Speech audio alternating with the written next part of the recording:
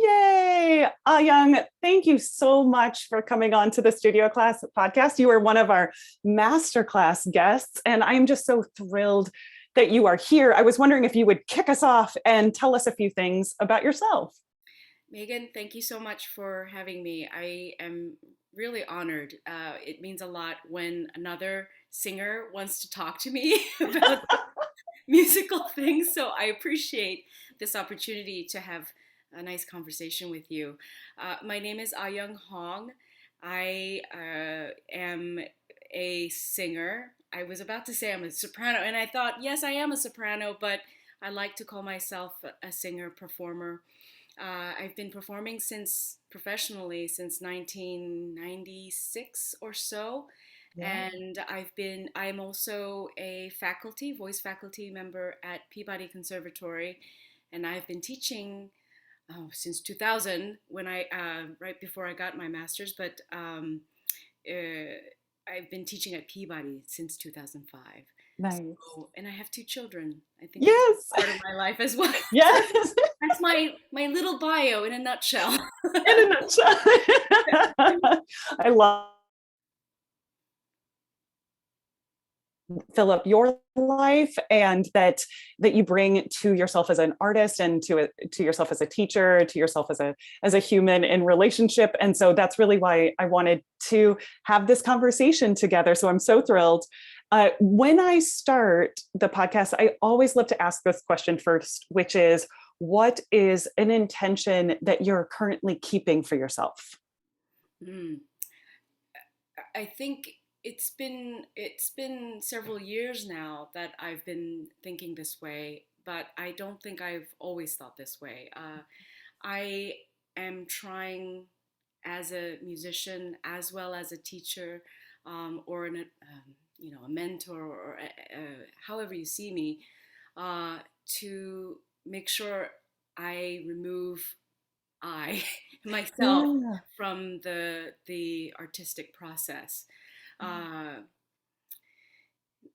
I think it's trouble if I really focus on what I can do, what I Mm. can add, what I am nervous about, what I need to. So many things that you can fill in. Yeah. Um, Even as a teacher, what I can do for the student, I don't think that's quite the way I wish to live life. Instead, what does the student need? What Yeah. does the student, what are their worries or what are their joys? Mm. What are their strengths? What does the composer want from me? Yeah. What does the text, what does the poet want to say? Yeah. These are the questions that I think are more important. And then if I were able to take myself out, I'm not trying to say completely remove Hmm. myself, but perhaps become much more open. Um, and some people don't like the word vessel. I am a vessel, and some people want much more, involvement in the process. I think that can be too. I think it's just a different process for everybody. But if I were to put too much emphasis on myself, I Hmm. believe I would feel more failure or Mm. more concern as for that there's a possibility for myself to fail because it is me that needs to be nurtured through this process. Right, um, right. and, but if I were to keep the focus on someone else, Yeah. I mean, how most of us are really good people. We want to help other Yeah. people. I want to help you, composer. I Yes. want to make sure I do this right for you. Can help me be, part of your sonic world, and that Right, applies to, the composers that have long passed, Mozart, Bach. right, We right. need to look at that and not say, what am I going to do with this beautiful lead? I'd Yeah. rather not. I'd say, okay, Strauss, what do you really want? What did Right, you write on the music? And right. it's the same thing that I want my students to learn. Mhm. Uh, is that because there's so many anxieties and concerns in our livelihood. This it's Yeah. really tough being a musician or artist in current times, and so if you believe in the work, if you Yeah. believe in this project, if you believe in this music, if you believe in this text, if you believe in this musician across from you, Yeah. then I think you can do amazing things Oh, without definitely. thinking, I'm going to fail. Yeah. Well, it makes you operate from that place of maybe insecurity or scarcity if you're saying, well, what am I going to do with this thing rather than what are we making happen in this space? I think one of the things that I care a lot about is also audience experience. And I think if I'm saying, like, what am I going to put on this audience or give to this audience or whatever, rather than what are we allowing to happen together, is changes the whole dynamic, right, of being in that space together and making music and all of that. So I love that. I'm curious because you said that you've been feeling like this has been a process over the last few years. And was there anything in particular that really started to open up this line of thinking to you, or how did that come about? I think having to speak to a live composer, a living Mm-hmm. composer, right? Uh, I've been a musician since very little. I Mm-hmm. started playing the piano, and all of the pieces that I played, the composers were long gone, and I don't even think I cared to know if I was playing Mozart or Beethoven or Chopin. I just Yeah. so little, just Yeah. whatever you want me to play, I will play. That kind of Yes. thing. um, and I think the concern, of course, when you're younger, you need to find your passion and say, I love singing. I Yeah. love this music. I love this song. I love this piece that I'm playing, so on and so forth. And that's fine. None of this is concrete. It is just an opinion that I have, me being the age that I am and Yeah. all the trials and tribulations I've gone through. Right. This is just my small perspective on life and on music. But I once I began to sing more contemporary pieces and then actually having a conversation with a composer, it became clear to me, this is not about me, Mm-hmm. about this piece of music Yeah. and this beautiful text or lack of text, or Right. some kind of expression that's coming from somewhere else. Yeah. And the more I thought about what I could do, it actually conflicted technically. I Mm. I was feeling so much struggle in here, Yeah. but I'm doing something wrong. And you were saying kind of in your throat and laryngeal area, that's where you were Yes, feeling it was kind of absolutely. manifesting there. Yeah. Absolutely, because I've, think about it. If you're incredibly happy, excruciatingly upset, it goes in here. Yes. And this is really serious music I'm singing. I'm going to, no, I Yeah. could just become a little bit removed Yeah. and let it happen. Well, and we have to mix the technique, knowing what your instrument does with being able to convey that emotion. We can't be method. There's just no way, because you have to do the physical things that your instrument does, and then provide like kind of the emotional landscape, but you can't be feeling it, because that changes what your instrument can do and how it can function, right? Don't you think? Absolutely, absolutely. I agree with you 100%. You have a line that you can't really cross, right? Right, And if right. you do, then you have maybe 8 bars to get back into production mode. But I mean, even going, I don't know, maybe this is a little too esoteric, and I don't like to be esoteric. I like to be a little bit more, grounded in my thoughts. But I also believe that we feel somewhere subconsciously, perhaps not everyone, but I know I'm speaking for myself, that we feel that we're not enough. Mm, We mm-hmm. want to do our best, but even more. Yeah. This is a really funny thing I heard somewhere, and I hope I remember it correctly. Apparently, Coco Chanel had some advice for people. You know, after you get dressed and before you walk out that door, look in the mirror and take a lot of the jewelry off. Yeah. Yes. Right. All off, except for one thing. And that's not the exact quote, but she said something apparently like that. And I think we tend to do that. We tend to, Right. I'm going to do more here. I'm going to do this here. I'm going to feel this here. And what happens is that we forgot that when someone asked us, or when I decided that I wanted to do this piece, that my voice is unique enough. The breath that I take in goes into a cavity that's completely unique, Yeah. different from another person's cavity. And then the vocal Absolutely. folds that I have, the sound that goes, the air that goes through and resonates, is Yeah. completely different from someone else. And so I am enough. And I I'm am unique. enough. Right. I am enough. I am unique. And I don't have to put on layers of intelligence, layers of artistry, layers of everything that we feel that we have to put on a piece of music. Right. And it just becomes bogged down with too many thoughts, too many Yeah. ideas, too many everything. And so I believe that so that's it became a very important part of my teaching. Why are you so fixated on what Joan Sutherland is doing, Yeah. or Natalie Dessay, or Fischer Dieskau, or Ellie Ameling? They're beautiful singers, but they are them.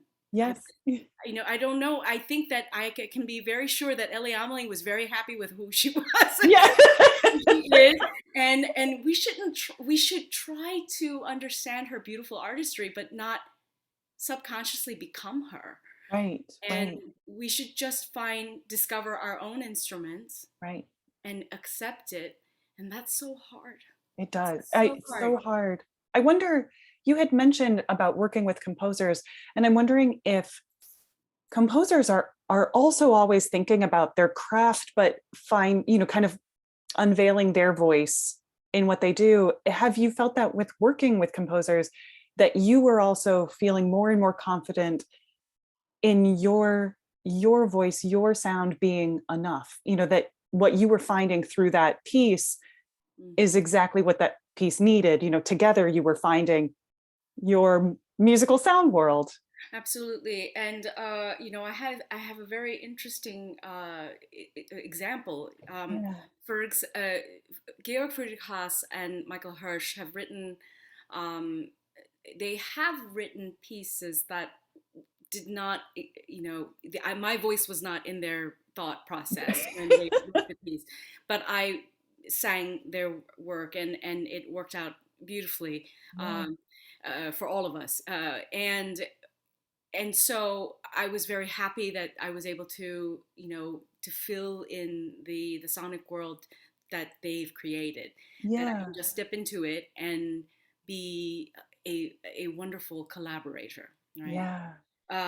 But then they also wrote pieces for my voice, and what Yeah. the strengths are and the weaknesses they understand, and they just write for the voice as is. Yeah. So that's Yeah. really great.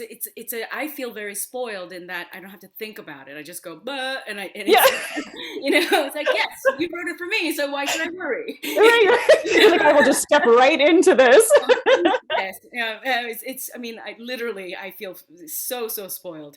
But then I recently was asked to sing something that someone had already written and someone else had already. It premiered, and Yeah. the piece is out there for others to view, and they asked me to sing it. This portion, it's a concert version. It's sort of excerpts of the piece. And then I thought, oh my gosh, I have so many questions. I couldn't believe how many questions I had all of a sudden. Right. And then so I said, does the composer want this? Does the composer need this? Does the composer know that I am a certain type of voice and the person who sang it is not? We are Yeah. completely opposites. Is this okay? I mean, I became this insecure. Oh my gosh, maybe they don't really want me, and they're trying to hire me. Yeah. Yet I'm still going. So the composer Yeah.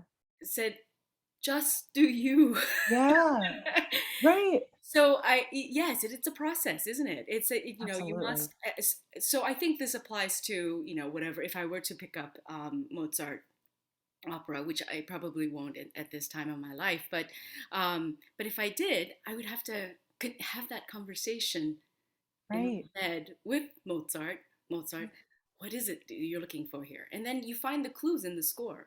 Exactly. Right, Exactly. right, Isn't it, I always think the score is such an interesting kind of, love letter back and forth between us of like, here's this document that I'm presented with, and I have to kind of decipher what are we going for together? What are we going to do? Especially if I can't ask the composer, then the score is the only document that allows me, well, if there have been recordings, et cetera, but the score is the most direct document between the composer and myself. And I go, okay, what are we creating here together? What are we looking for? What sounds do we want to make? And what are we trying to experience through this? And so interesting. I used to have that feeling about handwritten scores where I was like, oh, can't stand a handwritten score. But handwritten scores then become even more of that direct connection feeling at a certain time, even when they're difficult to read. Like, very difficult. Well, yes, and also I get distracted by the curlicues or yeah, the weird, what is this? Is this a blemish? Is this an accident or is it really something? But I get exactly. very, there's way too much stimulation. But it's fantastic actually.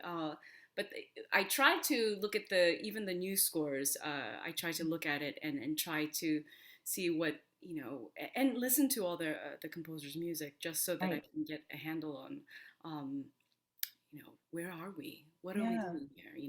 And so, but it was interesting to have that process of, something that's Yeah. catered to my voice, and then it's something that is not catered, but yet I have to have that confidence in myself and remember, what do I do when I don't have to worry about other voices that are swirling in my head? And it's out of respect because, when we do listen to, if I were to, I'm not a mezzo, but I absolutely love that recording with Ferdinand von Strada for, Marriage of Oh, Figaro. yes. And then you go, okay, try to take that out of your brain when you listen to Carabino, someone singing Carabino, right? Yeah. Yeah.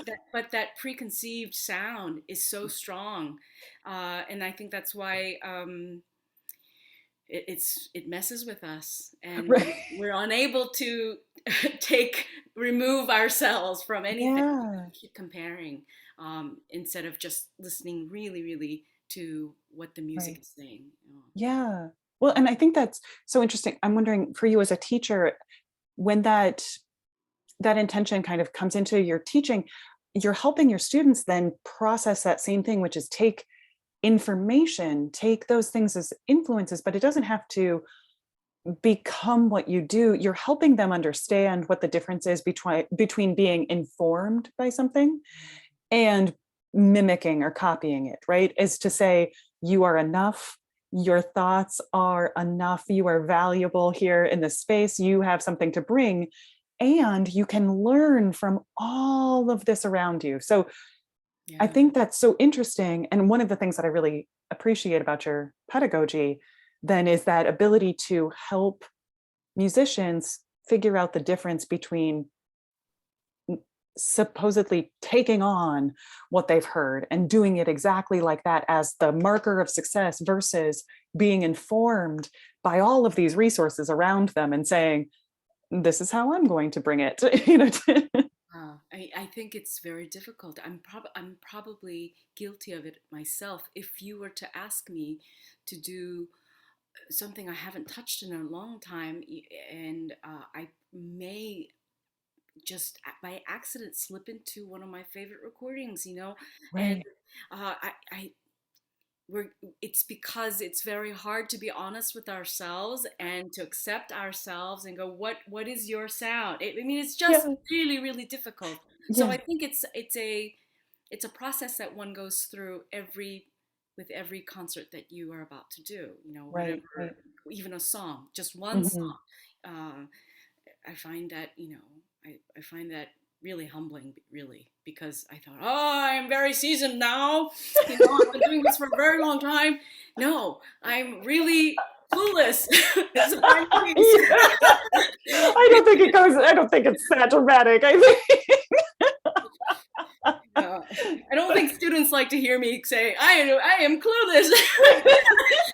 I'm being super honest. You're just approaching it. I'm wondering, well, I know that you have a bunch of performances, but a few projects coming up that with your kind of longtime collaborator, Michael Hersch, those that are coming up. I'm wondering if those are a couple of those, are some of those extant pieces, or are some of those the ones that were written for your voice? Maybe you could talk a little bit more about those. Yes. So the first piece that I premiered for Michael Hersch was back in 2014. It was the monodrama On the Threshold of Winter. That was not written Yes. for me. It was written hoping that he would find a singer to sing it. Yeah. And interestingly enough, it was a really wonderful coming together moment, because he had no idea I was teaching at Peabody. He had no idea I went to Peabody, and Right. I knew him, but I didn't know anything about his music. And anyway, but it felt as if it was written for me. And Yeah. he said, "Yeah, this is the voice that I hear when I hear this opera in my head." So, and when I looked at the score and went through it for the first time, I thought, "Wow, if I could write music, I would want to write like this. This Yeah. is amazing, you know." But I mean, it wasn't blissful from the beginning. It was really hard. It was Yeah. very difficult.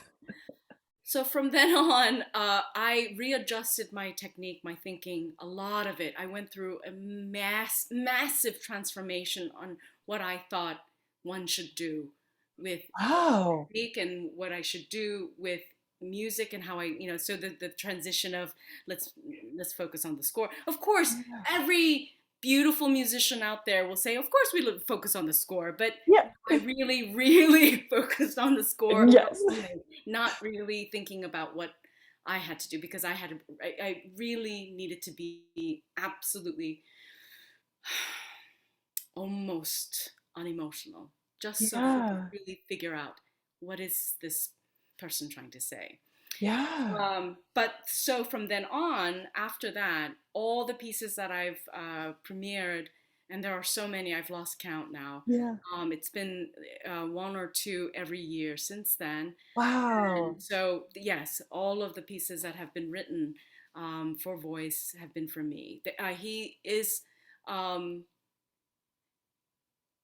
Yes, there is another piece that someone else is premiering Yeah. in Germany, but I just can't do it because I have other things here, Yes.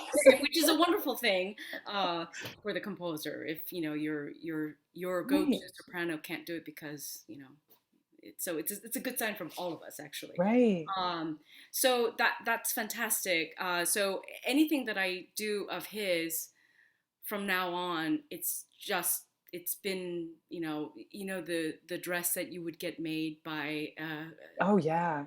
It's tailor made for you. It feels like, and when you have that kind of relationship with a composer that they know your voice so well, and you were mentioning this earlier, it just kind of feels like, well, of course, that's exactly how I would do this. I would just sing it like that. it makes you very confident. Yeah. That's the another thing that I'm going to, I'm sure, touch upon at some Yeah. point or another. But we lack confidence all the time. We have to Mm. pretend that we're confident, but I mean, I feel confident. I feel confident that I will make the right sounds, because Yes. it's the only sound I know how to make right now. Um, and if something drastic happens, they'll let you know, which is the most Yeah. amazing thing, is that could you Yeah. try? And yes, of course, this Yeah. trusting relationship. But I think we can find that trusting relationship with any music, that even if you cannot speak to, I'm not going to call Kurtak and ask him, can we talk about this? I'm not going to do No, that. He won't no. listen probably, but I do. I get enough people who have worked with him, to get an idea, and I am going to have that conversation. What would you like, Kotak? But I just Yeah, look at the score, yeah, as much as I can, and maybe I will totally miss the mark, but at least I tried.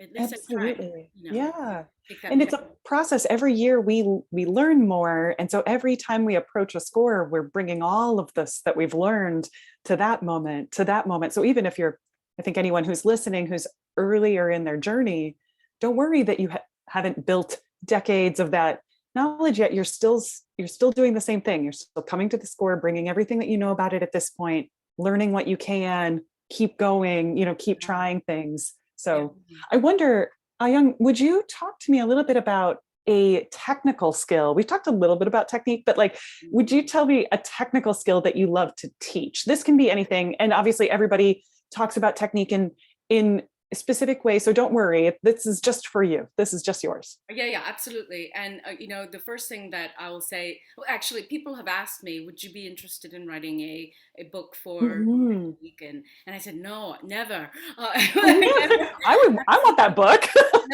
No.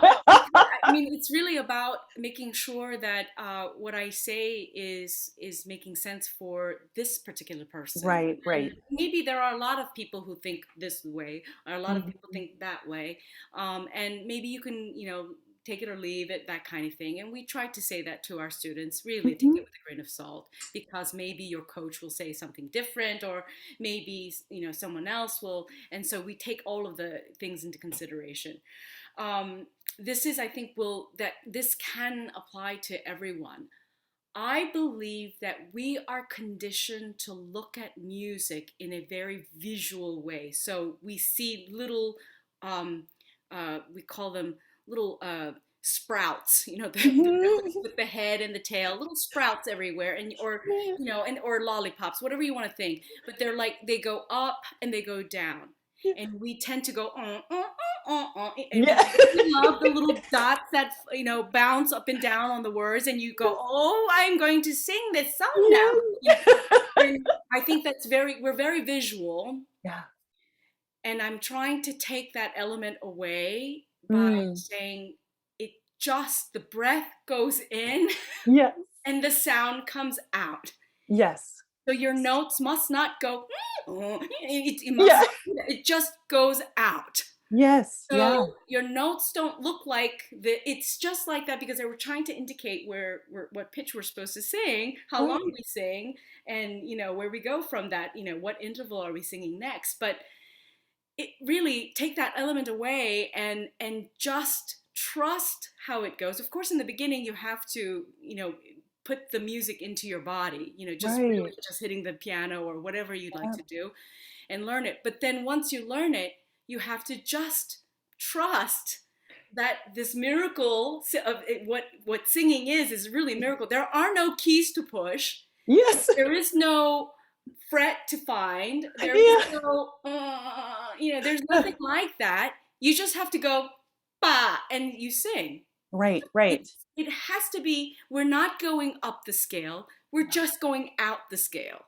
We're Yes. not going down the scale. We're just going out the scale. Yes. Yes. you Well, know? and do you find that you see so many of, especially in the classical tradition, because we've become much more reading focused over time, right? Sure. That as opposed to other traditions in music, that are maybe more oral in general, that especially in this tradition where it's like so visual that we're connecting that to the physical and moving our heads or moving our bodies in the direction of the notes that you would see on the page. Is that, yeah? It's too much. It's too, Hmm. you're so then that your onsets are strained. You Yeah. don't breathe quite right.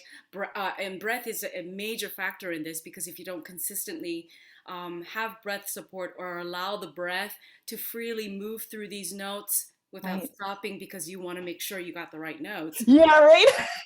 So it's breath, and not being caged inside of what the notes are doing. Right. how fast they're going. I mean, if you really look at all your 16th notes for, coloratura runs, that's pretty scary. There's a Yeah. lot of notes in that bar, Yeah. and you can't be Yeah. that. It just doesn't work. You have to go breath in, now out, Yes. all Yeah. done. Yep. And so that's a main thing. And then that has to be channeled. The breath, confident breath, relaxed, efficient breath, maintaining breath, making sure you're confident about where you're going instead of thinking up and down, and then making sure that it's going funneling through the the vowels Yeah. and Oh, all oh, can you about talk about that for a minute? Because I really love talking about vowels. vowels are not what you think they are. What I will say. You Oh, might yes. think you're singing an ah vowel, but it's not coming out as an ah vowel. Why? Because we are insecure. Yes. So Yes. we've decided, oh no, it has to go through our nasopharynx. It's not in my mask. I better put that there. And then Yeah. somehow we're contorting ourselves to make sure it's there. And that's not an ah vowel anymore. No, it's not. But if you were to go breath in, I mean, of course, this is not something that I would uh, very casually talk about with somebody who just started Of singing. course. Of course. Yeah, but if you've had technique for several years, you know what I'm talking about. You Yeah. know, we do everything and anything to make sure that we are we have chiaroscuro, and if our teacher will know if it's not chiaroscuro, and so I'm going, and Yeah. it's completely flawed because I've sacrificed everything for that chiaroscuro, and Right. Right. there is no sacrifice. There is no bargaining. There Mm-mm. is no it. If it's done correctly, everything is balanced and Yeah. it's all there. And Yeah. modification is fine for Yeah. vowels as long as you're not. You can modify unhinging the jaw and making sure that the vowel has that space that it needs, Yeah. not over. Gosh, there's not over, not under, just right. Right. But Right. just right means you're confident and you feel comfortable. Yep. Exactly. Really interesting, right? Because Well, and then feeling that, like, the difference between, for myself as a younger singer, to understanding my voice better in whatever part I'm in now, is like, is under just remembering what it felt like to have the tension of trying to create a sound that was suddenly not there once I really understood vowel shapes and being able to sing in that with the resonance of those vowels. And I was like, oh, this is what I've been trying to get at that whole time. And just, oh my gosh, remembering what it felt like to have that feel so tight, or trying and pushing, and that, like you said, that overdoing of something, when what I didn't really understand was the shape in the first place. I was like, oh, it was absolutely. just that. But it's fascinating, and I didn't understand. I mean, I understood to a certain sort of superficial way that I know singing in a certain language is different from the actual diction Right. of the language when you're having a conversation, Mm-hmm. Mm-hmm. especially because we know that our voices go up and then it falls. It goes up Yeah. and it falls, and the falling is the unaccented syllables, right? Mm-hmm. And Mm-hmm. so it goes into vocal fry, and boy, I didn't know that I was doing that until and then subconsciously, if it's English that we're singing in, or a Yeah. language that we're very very comfortable speaking, Yeah. then we'll do the fall and rise, pull Yeah. back, because we Right. know the language. Mm-hmm. And it's all subconscious, but that's it, of course we can point that out when we're speaking, but we don't really point that out when we're singing. But we need Mm-hmm. to be really mindful of that vowel, what you thought was correct, um, water is Yeah. water. Yeah. Yeah. So, Yeah. but even though you're being very careful not to sing it that way, somewhere in our subconscious remembers that. I mean, remember, you've been talking since you were, if you were some brilliant baby, maybe you were earlier than one. I was a little slow, so I probably two, let's say two, or one. You've been speaking since then. Mm-hmm. Mm-hmm. you've been speaking in this area, which is Yeah. what makes sense. And our, classical singers do something else, and it's Right. taller. We don't do that. We Right. fall back to what we know as a human being for however many years you've lived, Right. which Right. is at least 17 years, right? Yep. For people who are really venturing into classical technique. But so can you imagine all the habits that we have to slightly tweak to get somewhere else? So those vowels they have Right. memories. Yes, they do. They have memories. Vowels have memories. I'm And I think guilty. that's the I speak as if, oh, vowels. No, what vowel was that? right. I say this to myself every day. So, Well, and that's what we do, is kind of keep showing up to the practice room, showing up to ourselves each day and saying, absolutely. is this the sound? Does it feel does it feel good to make this sound? And is it clear? Right? It's These are the supposed to things, feel good. right? It's like, that's what I want. That's what I'm going for. But you have to ask yourself, because sometimes, even if you feel very confident with the way that you're making a sound, you need to check back in and say, like, does this still feel good? Is this good? Yeah. And that's part of the work, right? Is just making sure that you're checking in and saying, like, am I getting as close as possible to this thing of, like, this feels good and it's clear. That's the ideal, is that they're both of those and you feel very good in that space, Yeah, right? and it's a beautiful thing when all of the elements of vocal technique come into play through the words that have been given to you, through the notes that have been given to you to sing, and it's as if all the stars and the planets have lined up, and you go, "Ah," and Yeah. like, okay, now we just have to do that again and again Yes. and again. Yeah. So Like, we just are keep doing it human. again. It's not Yes. going to be perfect every time. So No, no.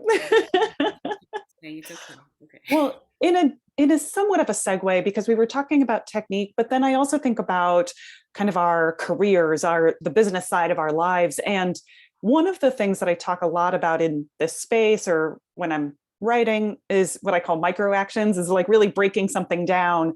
Mhm. And whenever I talk about this, I always use kind of like the same example, which is, a micro action is breaking it down to its smallest unit. So it's not write the grant, right? Because grants have many, many parts, but it's really just breaking it down and saying, I'm going to do the expenses for the budget, that kind of thing.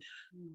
When you're thinking about micro actions and thinking about your career, would you share a micro action that you felt has kind of helped you move along, something that you've kept with you and you do kind of regularly? Mm. So when you talked about the budget and the finance, that's probably the last thing I've done. Yeah. I'm going to go, note to self, go back and think about that a little bit more. I am notorious for being really behaving like a starving artist. People, I know I do have a teaching position, but that goes fast, people. It's really not enough. And, you have two children and a dog and a house and, so, but, I've always sacrificed. I don't do it for money. We can't, because then it Yeah. would be really hard. Um, so sometimes, I remember putting off a bill because I really wanted to do this, this or that, as for art's sake, right? Right. So yes, I encourage everyone to be more mindful and more responsible, and don't be like me. But I did have to look up micro action because I kind of thought I knew what it meant, but Yeah. I really wanted to. So for me, being a where you could say that I have a successful career. I don't know what that means, but I know that I am able to continue with music every day Right. and make a living. Yeah. And I'm very happy that I can do Yeah. that, and especially doing the things that I love so much. But I do believe that some of the things I try to go back and think, what have I done consistently Yeah. what are the things that have worked for me? And Hmm. they're actually really, really silly. And but I think they're profound because I don't think I see people doing this all the time. I don't. This one is a real no-brainer. Being grateful. Yes, absolutely. People don't say thank you. People don't really appreciate what has been done or Hmm. how we've all come to this point to do this project together, or Right. the people that are dealing with the lights, or the people who had to clean up the stage afterwards, or Yeah. the people who do really really horrible things like finance budget things that I go you know they're everywhere. And Right. I don't think we're very grateful for our conductors and our Hmm. stage directors and my pianist. Oh, I'm so grateful. Of course, that's a given. But we're Yeah. talking about gratitude everywhere, um, Everywhere. everywhere. I'm thankful Yeah. for my students. Thank you Yeah. for suggesting that. Thank you Yeah. for telling me that. Thank you for so many things, right? Right. Uh, but I believe, and gosh, when I'm driving, no one says thank you when you let them Yeah. in. I know. I know, right? So I feel that in general, we can be, just really profoundly grateful. Right. I don't think we are thankful enough. I think, if anything, and I'm guilty of it too, we complain and we feel we have been cheated, that kind of thing. Mm-hmm. So if I think that if we're much more positive about the things that we have, or the things people have done to make this work, um, that goes a long way, and It it really shows, does. and people remember that. Yeah. Yeah. Um, yeah, I love I was a that. lot. Yeah, absolutely. I say hello, and I don't say thank you, but I say hello with gratitude Hmm. for somebody who is, mopping the floors at Peabody. I say Hmm. hello to somebody who had to fix my lock, and it's thank you so much. Yes. I can get it. Yeah, but it makes so many people make up for this one little thing to work. Hmm. So Right. that is something. So it's nothing really major. I don't know if it will help your career, but it can't hurt I it. absolutely think it does. Um, But Young, I think that also ties back to what you were saying. Your intention is like you have to take yourself out of it sometimes to be able to recognize I think so. that we're so interconnected, Yeah. and that I can't possibly do any of the things that I'm doing without you also being here and giving of yourself in this way. And wow, thank you. Right. That's so Absolutely. important. Yeah. Absolutely. And so then if you're going to be grateful, you're focusing your attention to that person, and this is something that should happen to us as an audience member, us by ourselves, Hmm. us with another human being, us with an audience. Hmm. Is, are you actively listening? Yes. I'm afraid I have failed on that. I am trying, but I do know that that is something that I try, and Yeah. I do it consistently with people. Hmm. Um, are you listening to what the conductor really said to you? Really? Sometimes we do, and sometimes we don't. Hmm. Hmm. Have you really, really listened to it and then took it in and really giving it back? Hmm. Are you listening to your chamber group? Hmm. Are you listening to what they're doing? Because Yeah. it's exciting and you can respond to that. Yes. Yeah. And this is the scary one. Are you listening when it's silent? You know? Yeah. Have you been in a room that's silent and it's really uncomfortable? People put their TVs on, or people put a podcast on, people put their radio on. My radio is broken. I can't do anything about it. In my car. I listen, I've listened to everything, and then all of a sudden it's quiet. So what do you listen to?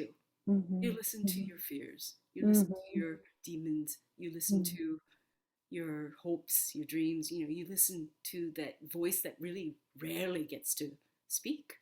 Right. So Right. this is the kind of listening I don't think people really stop to listen to someone. How are you doing? I'm fine. How are you? Yeah. Fine. Fine. Okay, well, I'll see you later. Truly, truly, because that surface, and I think what you were saying is that we're not looking at each other, we're not appreciating, and also I was wondering if you feel, so you had mentioned earlier about us bringing our insecurities to this, and we're feeling so insecure, and that I would imagine that really is something that's clouding us from listening to each other, is that sense of having to prove too, is like, well, I find this in rehearsals sometimes with when you're working with someone, if they're stuck in whatever they're experiencing, and you're saying, well, let's play this, let's play together in this, and kind of listen to each other and see where we can go with it. But they're like, well, I'm feeling, oh, my sound isn't the way that I want it to be. I missed that entrance or something like that. And they're really stuck in whatever it is that they're doing with their insecurities piling up, that they're not able to listen outside of that. They're only hearing the insecurities rather than saying, like, I'm going to set these aside and be very open to everything around me. Very vulnerable, I think. I think so too. I think so too. You learn a lot from uh, when you work with a lot of people. I think that's why chamber music is so fun, because you get to have a conversation with one another, um, and your listening skills have to really be honed. And I like honing that skill because I can always do better. Um, eh, as a teacher, I tend to listen more than, maybe the students listen too because I have to tell them how to sing. um, but we try to listen to each other. But, Yeah. you know, I do, there's so many things people are saying in subtext. Mm-hmm. So, um, it's hard.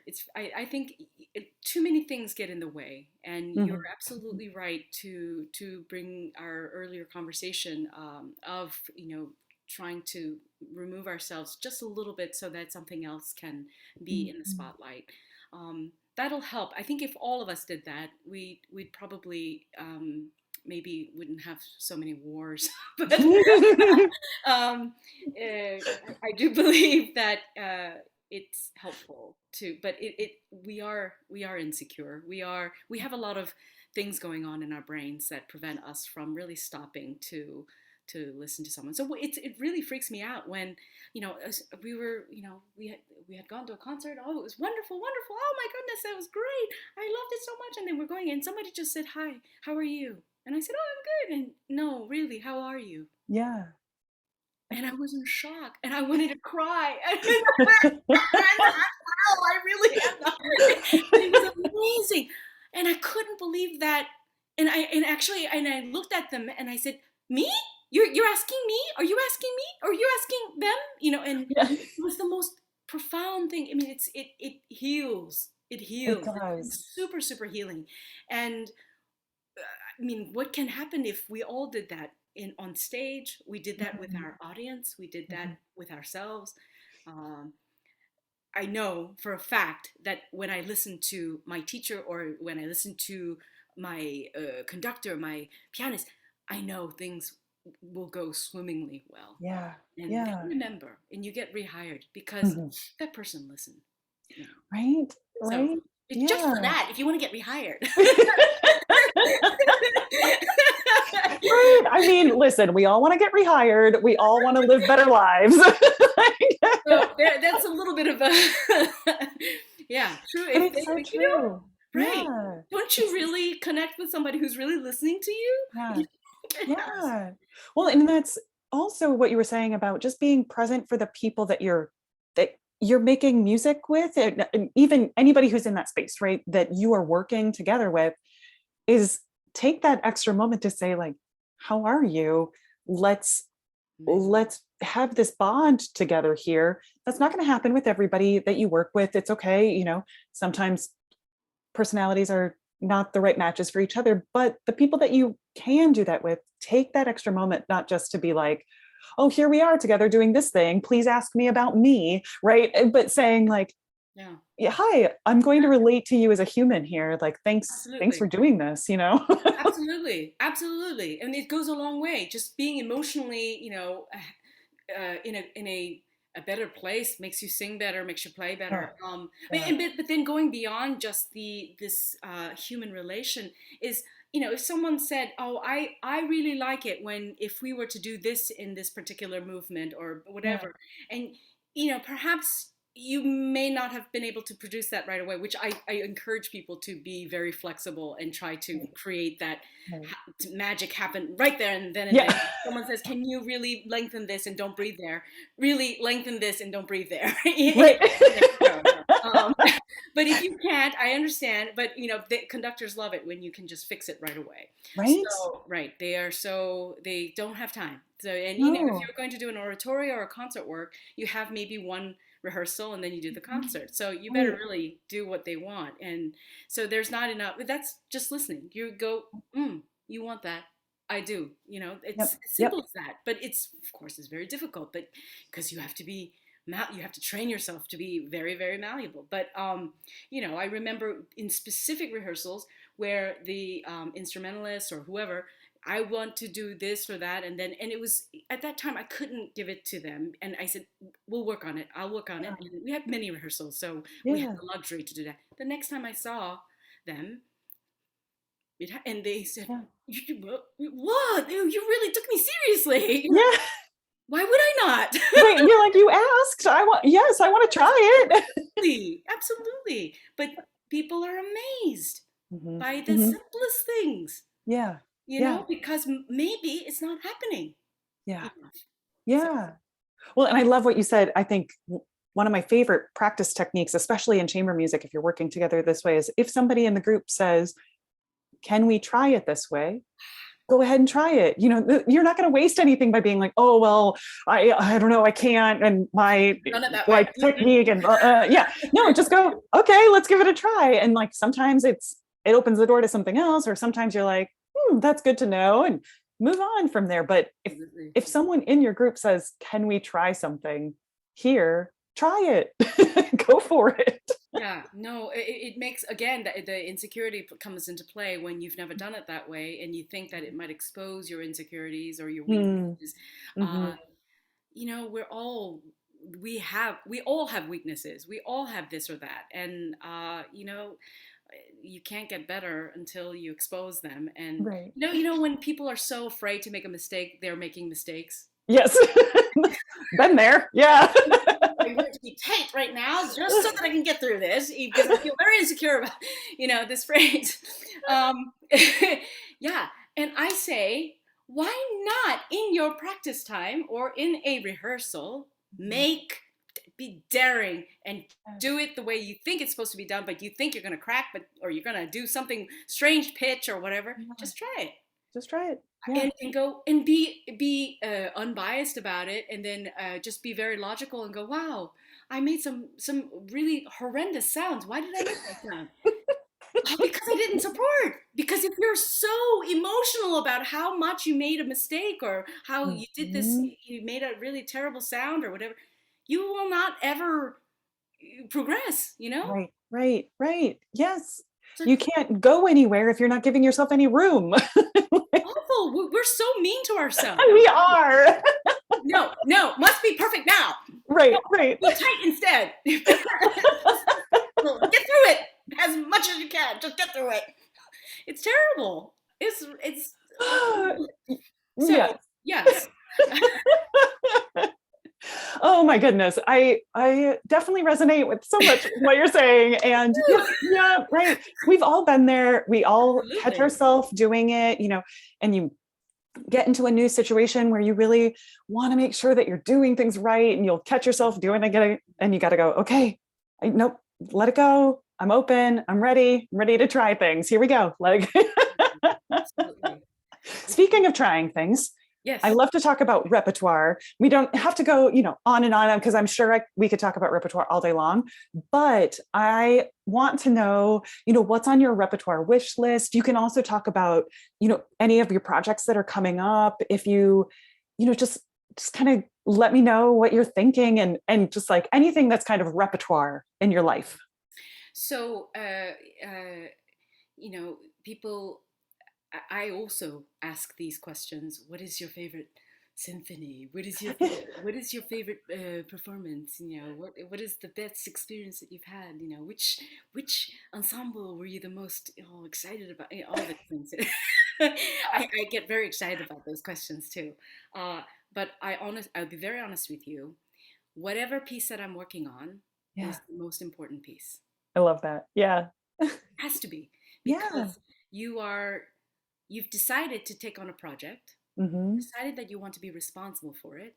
Yeah. And so then once you're made that commitment, you have to deliver it as if it is the most important piece of music on earth, now and in the future. Yes. So that, I know. So that's how I feel. That is so if anyone asks me to do something, and if I say yes, it's because I'm willing to give you my absolute entire being, my brain, my emotions, my everything. And so some people say you need to chill out on that because you're going to get hurt, you're going to be disappointed. It's like, no, so far so good, so far so good, because I won't take every concert. Right. And I do that not because I think the piece is not worthy of me. No, I don't think that at all. Will I be able to do it? If I don't feel like I can do it, then, and that was a situation for Babbitt's Philomels. Network for New Music contacted me and said, would you be interested in singing Babbitt's Philomel? Yeah. And I said, no, absolutely no. You're the wrong person. I don't do that. I can't do that. It has to have some kind of a tonality. I'm sorry, no. I don't know. I don't believe this for a minute. and they said, will you consider it? And I said, no, I really don't. But I said, we want you to take a look at it. Just live with it for a little bit. And here is the text. Darn that text. It's so good. Right? That's how they get you. And I went to Phyllis Brynjolfsson and I said, can I do this? It is the hardest thing you'll ever do. And it's like, oh my God. Well, maybe that put a little bit of fire underneath my bum, because if it's the hardest thing, I want to try. Yeah. I'm gonna try. And that's because I'm crazy. Yeah. Let's do the hardest thing on earth. There are other things that have now become the harder things, the hardest thing on earth. Everything is hard now. You say everything is hard. You want me to sing Happy Birthday? That's really hard. It's very it is the most out of tune singing. That song has been so out of tune. We don't even know what pitch it's supposed to be. It's true. So yeah, everything is hard. But I gave it a go. I said, and so I learned so much from it. But when I said I will do it, I gave it all. Every ounce of energy, blood, tears, everything. And so my feeling is that every concert, every piece of music, every song is the most important song because of how I treat it. Okay, how I want to look at it. Right. But hindsight, it is the recording, the script of Storms, and that's the script of Storms was written for me, and it was written for voice and orchestra, and I will quickly go through this because I think it's really important. The person who the writer for the text has passed away. His name is Fawzi Karim. He's a beautiful writer, was a beautiful painter. He grew up in Baghdad and experienced friends and family getting killed. It was around that time of Saddam Hussein and all the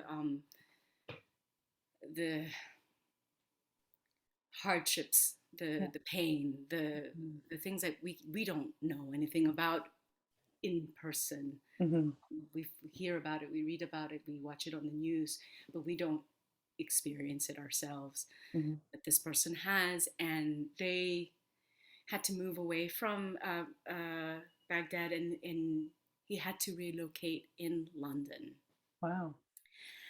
I met Fawzi when I was singing a memorial concert for Christopher Middleton, who is another poet, and they were friends. Yeah.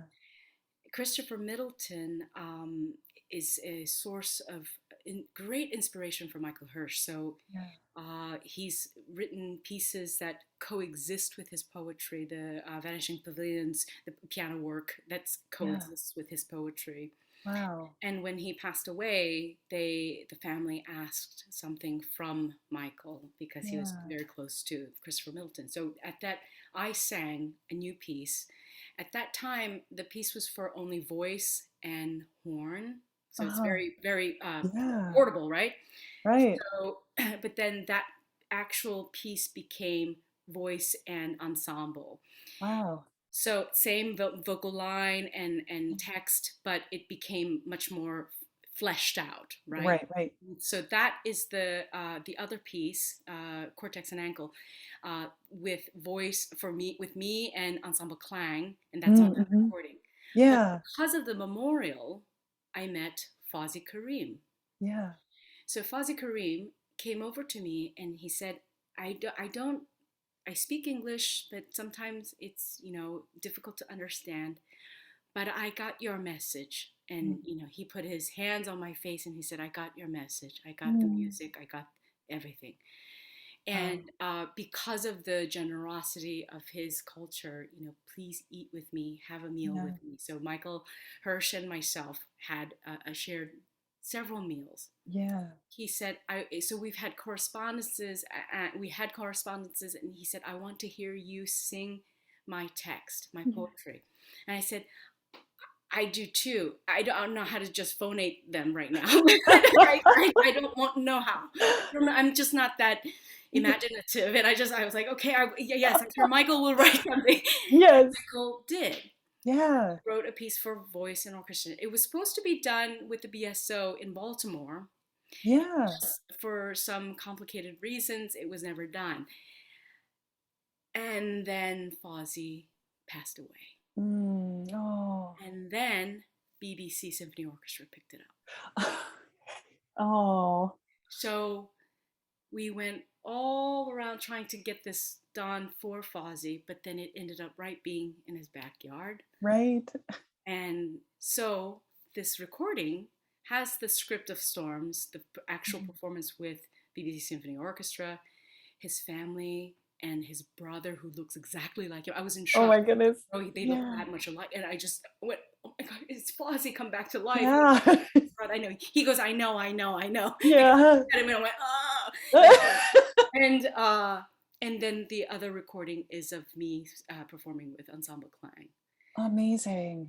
So look at, I'm Korean American. I was born in Seoul.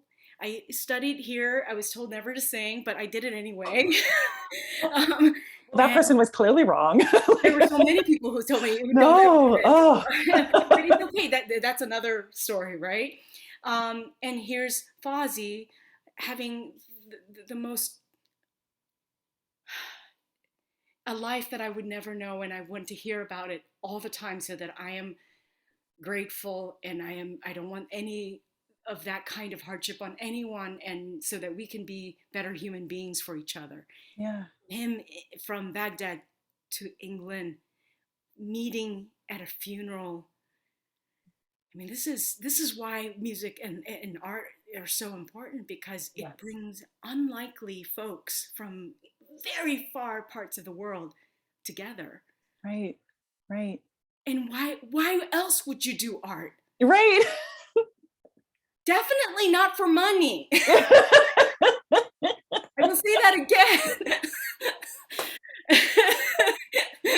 But it's so true. Isn't that amazing? It's the people that we come into contact with through doing this, and you're like, my life would just not even be this without having music as being one of the drivers, like that put me here. And I got to have this incredible life experience and meet this person and share these moments together. It's incredible. What a beautiful project. But lifetimes shared together through your art this way, that continues past anything you'll ever be able to do together. It still continues. you know. Absolutely. And I'll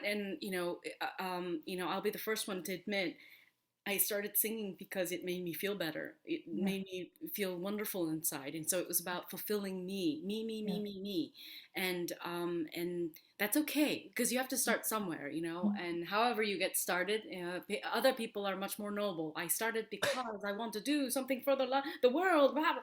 It's fantastic. I didn't know that until way, way, way past adult. When you become officially adult. I mean, it's just unbelievable how people are so socially aware, hmm politically aware, socially aware.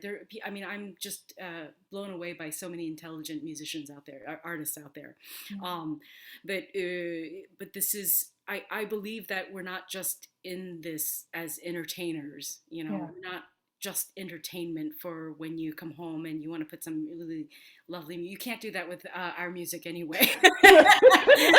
Just be Let me just chill out to some Kafka fragments over here. Well, I mean, we would. I don't listen to Kafka fragments. I would be, oh my God, I have to practice. Yes, no, I listen to things that I don't know how to do, which is like jazz or Yes. folk music or something I don't know how to do. But yeah, but it's we're not just entertainers. I think I really do believe, and maybe I'm putting too much importance to. I don't think I am, but I think it's a way of communication. I mean, isn't it what you Yeah, want to do, Megan? Is you want to? I mean, you are doing it. You listen, you communicate, and you share. You yeah, share this really beautiful thing, but it reaches so many different people in so many different ways, and somehow you've connected everybody, yeah. and that's, I think, we as human beings have to do more of that Right. for the the world's sake. Oh, yeah. So Yeah. I believe Well, that if there's nothing much else, more. I think about a performance that I saw of yours that I think you did a candlelit at a church Oh in like yes. northern Baltimore that I saw years ago. And I think about all the time, just rent free in my brain. Like I love that whole performance. But I'm hoping that sharing that with you is just an example of the fact that you clearly do give your mind, your voice, your emotions, and your soul to each one of these performances. And it sticks with people, it stays with you, it stays with me. I think about that performance all the time and think about like, oh, that was just uh kind of soul affirming, life giving in a way that I was like, oh, Yeah. music can be like that. That's Yeah. amazing. Yeah. Right. Absolutely. Music can be like that, and you know, the, and that particular concert is so. I mean, there's a lot behind that, and I believe that I love music that just you go, wow, I'm just being transcended to somewhere else that I didn't know that was possible with piece of music that pretty much existed for a very very long time, Right. long time that we don't really know how much about it, Yeah. as much Yeah. as we know about you know today's music, Right. but Right. I also believe that there are performances or music out there that are so uncomfortable and so it jars you. I went to this is not my performance. I went to a violin concerto premiere, Michael Hersch's violin concerto premiere by Yeah. Patricia Kopatchinskaja and Yeah. St. Paul Chamber Orchestra.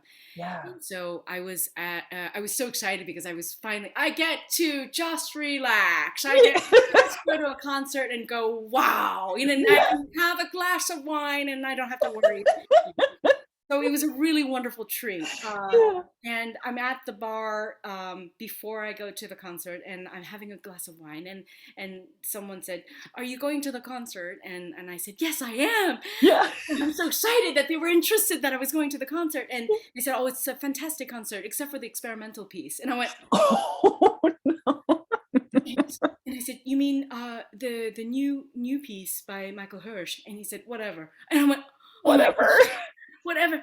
And he said, "Yeah, I hated that piece." And I said, why do you Why? hate it so much? And it's just made me so agitated. I was so angry. And I just want to go to a concert and enjoy and just kind of be lulled into sleep. And I went, "Yeah, but that's a really specific emotion, and that you Yeah. basically went through something that was very uncomfortable." And he goes, "Yeah, but I don't care. The Haydn was great, and the Beethoven was phenomenal, but that experiment, no, they should have just not done it, or something like that." Right. But you're so passionate. You're passionate at describing it. Yeah. And I think he got mad because I kept going back to that instead of the Haydn and the Beethoven, Yeah. and then he wanted to talk about Patricia Kopatchinskaja, and I was like, "Oh, yeah, I know she's phenomenal. I know she is. Yeah. The experimental piece, I'd like to continue talking." He got mad.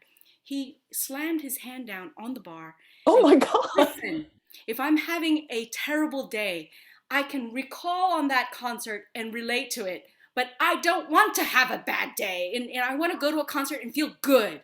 Wow. "I understand you, sir." And I basically downed the wine, paid my bill, and left. But then it made me think about it. Right, right. He was feeling the right emotions. He certainly took away the emotions intended. He just was not ready. He was not wanting that particular experience. Exactly. But it's an experience. Yes. And Yeah. I think that people get so upset when an experience is unexpected. And, Right. they just want to be, and that's okay. That's Right. absolutely Right. okay. I will watch a comedy Yeah. movie because I want to just laugh, Right. I'll Right. watch a romantic movie because I want to fall in love, or I want to feel, Right. sentimental. Yes. But most of the time, I'm going to watch a war movie, Yeah. to watch a movie about something that's so heartbreaking, Right. because I want to feel human, and I want to Right. feel empathy, and I want to connect with somebody who is suffering. Not everyone wants to do this, and that's okay. Yeah. But I think that's the meaning behind all this different kinds of music that's out Yeah. there, or and Well, and art. I wish that audiences had more space in their life to engage with all of those feelings and experiences, and not necessarily only need lull as the primary experience from music or art. They're saying, like, I just want, and it's more than valid to need to be soothed from Yeah, time to time, and like that's important. absolutely. And also I want that I think that's always my wish, is I want them to have more space, so that's not the only thing that they need from music, is to be soothed. And I want, I that would be my hope, right? No, I mean, it's like someone saying, "I don't want to watch the news. I'm sorry, I don't want to watch this, or I don't want to know about this. I don't want to hear about Nanking. I don't want to hear about World War II. I don't want to hear about Holocaust. It's all very upsetting." Yeah, it's upsetting. Yes. We need to be upset, and we need to take it all in and go, "How can we not let this happen again? Right, right, How can we improve our community? How can we improve my relationship with another human being? How can I be a nicer person on the highway? It's just it's just empathy. So I believe that we have a responsibility. Once you're born, you have a responsibility to life. You know yes. what I mean? So Yes. I'm not saying, good God, I would be, no, I want to laugh all the time. I Right, want to I don't want to be thinking about it. I would love playing Candy Crush. Sometimes I right, want my brain to be dead, right. Absolutely, absolutely okay. But at Yes. some point, we have to wake up and say, "Hmm, what do I need to do to be a good human being in Right, this world?" right, right. Absolutely, absolutely. I do have to add an addendum that if it's only primarily new music, that it's okay for them to write happier pieces. Like, it's okay if you're a composer right now and you are wanting to explore happy, joy, any of those, that's fine. That we Love can is really, it's never old, folks. It's never old. just go ahead. The whole gamut's open. I'm fine. I'm Absolutely, like, absolutely. I actually recently heard a piece that the text was based. The text was an accidental, I guess, a bot wrote yeah, the text out, yeah, and the composer's name is I hope I'm saying it right. Scott Wollschläger. Oh yeah, Wolfshager. Yeah, yeah. I couldn't. I look at it and I was like, it's German, Yeah, Wollschläger. right, right. But I thought it was fascinating, because I Yeah, mean there are. I think it's actually frightening if you really think about it. But bots and computers that are able to generate faces that do not right, exist, but they right. look like a neighbor or something like Yeah, that. The fact that computers can make compose music now, right, right. or make art, right? Yeah, That's another story, Megan, and yeah. I'm sure you'll approach that topic at some point or another. I find that very interesting and very it stirs something in me. But for composers to take that bit and write something so, I mean, so esoteric and so beautiful, Right. I find that really inspiring. That composers are able to take a small moment or a small text Yeah. or a small idea of or even a space and create. I mean, Yeah. there's pieces that are nothing. It's just the Yeah. noise around you for Right, right. however many minutes, right? So I think it's pretty amazing what composers can come up with, Yeah. and they are able to share with us. But I love what you're doing. I love what you're doing, and I love. Well, I love what you're doing. No, we're like preaching to the choir, aren't we? Well, I do have one more question before I let you go, if that's okay, if you have a minute, because I, as you know, why I'm here in the first place is I believe deeply in the power of curiosity. I just really love when we learn from each other and we grow, when we ask questions, when we take that time to interrogate a feeling or be more open to the world around us. And so I'm wondering if you would share something with us that you're curious about these days. um, well, I don't know if I'm curious. Not the curious is not the word I would use. I guess I should allow myself to be more curious about things and look into it.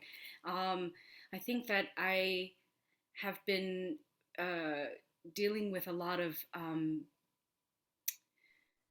I want to say it in a positive way. I am very happy that uh, it, being inclusive, Mm-hmm, mm-hmm. um, diverse is also a good word, but I don't think it captures Yeah, everything. yeah, Inclusive is such a wonderful word. Um, so that is something that I am thinking about a lot. yeah. And how can I be more responsible Mm-hmm. as a teacher and a performer? Um, but I realized that then I went back to, oh, uh, I guess I am of the minority, and have never really thought of it that way. Right. All my life, I've been trying to blend in. Yeah. It's been very difficult. When I was born in Seoul, and I came over here when I was 7, and everything that who I was very foreign to Mm. the place I grew up as a Mhm. child. So a lot of negative experiences, but at the same time, experiences that make me who I am today, of course. Um, but pretty much, I've been living my life trying to not stick out. Mm. Being a performer is strange, it's a bit Mhm. of this strange concept. But I've done everything I could. But the more if I got really good grades, the more I stood out. If I played the piano really well, the more I stood out. I just kept sticking out, and I Mhm. was so. And I learned English because English is my second language, but I Yeah. basically tried to adapt a very American accent. So, hey, I just don't. I sound like I'm from here, and so if I really think about it, I can do that. Um, so all my life, I'm just trying to not see me as a Korean American. Mm. I think it's really interesting. I think I was so afraid Right. I apologize to people for being Korean in my own way, right? Yeah. So now that I have children and they talk about there is inequality, Mm-hmm. at our school. There are Mm-hmm. things people say that are hurtful. Um, and so the fact that they're going through it, they're stereotyping them. Mm-hmm. And so that means that they are still looked at, and they're actually half Korean and half actually the quarter Irish and quarter Slovak. So it's Wow. incredible, right? It's beautiful. Yeah. Right? It's, oh gosh. Um, but they somehow are being looked at and seen differently. Yeah. And so I am trying to be much more proactive about who I am. Mm-hmm. And Mm-hmm. so when I go out there and perform, I don't want you to see me as, why is she doing POPPAEA? She should do Madame Butterfly. Oh my gosh. I don't want people to think that way. Right. So Right. the more I'm out there being responsible and being talking about this, Yeah. I thought that I could be more, try to make things a lot more normal. It's like Yeah. you will see an Asian playing something, and you will see an African American playing something, Yeah. and we're here. We're not, we're all here. We should be just humans up here expressing beautiful music or expressing beautiful art or theater. Um, so, yeah, I don't want people to relate to me as, you look just like Sandra Oh, because that's the only Korean American you know. Actually, she's Korean Canadian, I think. Remember, um, there are other Korean actors and musicians. Yes. Yes. Don't compare me to Sandra Oh, because that's the only one you know. So we need more people out there Right. uh, of different cultures, Mm-hmm. um, different backgrounds, Yeah. kinds. Yeah. So that Absolutely. people are not going, oh yes, we are being proactive. We are being very inclusive and diverse, aren't we? And we've checked that box. No, Mm-hmm. not like Mm-hmm. that. It's just Right. become normal Right. that we're Right. all here Right. trying to make art. So Yes. that is something Absolutely. that, yes, I guess I am much more aware of it, and I feel weight on my shoulders. Like I Mm. should be more proactive about that. Yeah. Well, So I think that's the awareness, and when you're saying like, okay, well, great, where am I going to, live those values in my life, right? I think I'm hoping that's where we are all taking those questions. What our own curiosity about that is saying, what are all of the ways that I can live my values in this area? And you're saying, as your musician self, also as your mom self, all of yourselves, you're saying like, yeah, it's available to me to be this, to be inclusive in every single one of myselves that yeah, make and up I this mean, life. right. If I didn't have children, and I'm not saying that one should have children so that you can learn from them. Listen, you can learn in so many different ways. You don't have to have a baby to learn about life. You can do a lot of different things to learn more. But because in my particular situation, I have children, Yeah. and they need to grow up into a world that's a little bit more understanding Mm-hmm. and Mm-hmm. more open-minded and more, Yeah. you know, it's a better world, it's a better balance out there. Yeah. Chiaroscuro Il of chiaroscuro. yes, absolutely. I just did a terrible thing, but I am sorry about that. But Oh no, I'm so keeping that. so I feel, wow, and people talk about, our future generation. What are we going to do for our future generation? And Yeah. it's a small little thing. There are other things that we have to worry about. Yeah. But There's just so many ways that we can each give of ourselves, absolutely, look at what's in front of us and say, yep, this is absolutely. it. This is a way that I can do it. This is a So way that I many can be different available. Yeah. issues that we have to address, don't we? Yeah. Yeah, definitely. Yeah, but we Definitely. can't do it all. So I'm just No. a little tiny portion of it. Right. And you are too. You are absolutely. Um, Well, we do what we can with what we have, right? That's like the whole ethos of things, is just like, well, what do I have available to me? Let's see what I can make happen. So here yeah. we are doing that. but also, Young, where can people find you on the internet if they want to just be immersed in you, but both as a performer? Where can they find out more about you and your performances? But also, if anybody wanted to think about studying with you or anything like that, where should they go? Absolutely. You, sorry, all of a sudden I just became, I don't know.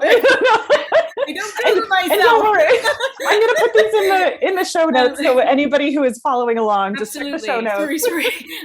You can. It's not updated, but I will update it soon. Now I feel I have responsibilities after I get off online with you. You can find me on ayounghong.com, obviously, and you can also find me through Peabody. You can go to peabody.jhu.edu and look at the faculty list and look up Hong, and I'll pop up there with some other people. Actually, I'm not quite sure how it must be because they've done something in Hong Kong, and so they come out because their name has nothing to do with Ayong Hong. Wow. Just in case, They're like, you might also like. It's not even a voice teacher. So, but yes, you can do that. Yes, I think self-promotion is really hard. So Megan, you asked a tough question. Oh, I do want to say, yeah, this is nothing to do with anything, really. I mean, it's just, I think it's hilarious. I wish I could be a mezzo. Or it's pretty much all my I wish I could do this repertoire is all the repertoire that I can't really do. Like Queen of the Night, anything by a really low mezzo, I wish I could, yeah. So isn't that hilarious? We want to do what we can't do. Of course, always, right? Oh, if only I had that person's instrument, that person's voice, then I could like sing this thing. Girl, that is, you preach to the choir there. I'm like, ooh, all of those things. Beautiful, beautiful art and music out there. So thank you. Absolutely. Thank you. You're doing. Oh, yeah, thank you so much for being here. This has been wonderful. Thank you so much for sharing so openly with me about all of your thoughts on, being a musician and, being a good human in the world. And so I hope that, anybody who's listening, find the show notes, check out what Young's doing and listen to her recordings and all sorts of good stuff. And just one last time, thank you for being here. Thank you for doing what you do. Thank you.